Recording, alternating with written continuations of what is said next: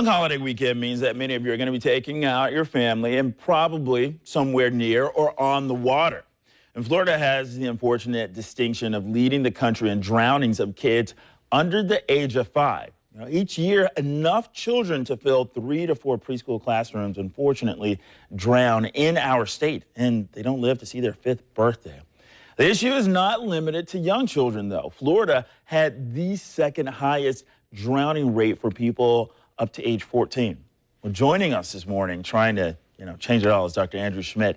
He is from UF Health's TraumaOne unit. Good morning, Dr. Schmidt. Thanks a lot for waking up with us. I do have to say, we're talking about, just ways to prevent this. One of the simple ways is, just by wearing a life vest. And I have to be honest with you, a lot of times if I'm out on a boat with my friends, we're not wearing life vests. We just don't. Yeah, it's very important to understand the differences between different life vests and their proper uses.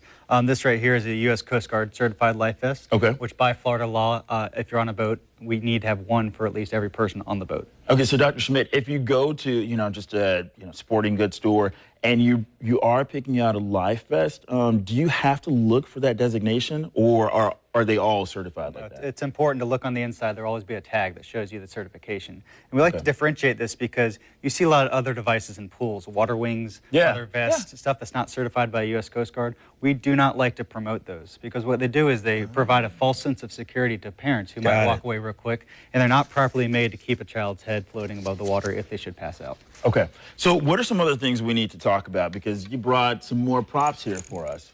Yeah, this is the TraumaOne official water watcher program that we are starting. This has been advocated by a couple other organizations we decided to start this year to promote water safety. Okay. So essentially what we made are these tags here, nice bright yellow tags. They also have a whistle on them. And these can be obtained from our organization by emailing us at TraumaOne@jax.ufl.edu. And what they have are a couple different rules on the back, 5 different rules. Maintain constant supervision, ensure those who cannot swim are in constant physical contact, have a phone nearby but do not get distracted, not leave the area unless another water watcher comes into the area, and also seek training in CPR with mouth-to-mouth ventilations. Okay. Dr. Schmidt, I have to ask you this. The first one is maintain constant supervision of children in and around the water. I mean, let's say, for people who started their kids off swimming as babies, is it okay to kind of let your guard down a little bit? It's never okay to let your guard down, especially if your child is not adept in the water. Even if a child is a 12, 14-year-old, if you're with your child in the water, you still need to watch them in the water and keep constant contact, visual at least, because something could go wrong, especially on our oceans. We get rift currents that pop up every now and then. With our children who can't swim and we consider non-swimmers, you always need physical contact. Visual is not good enough. You need to be in constant physical contact.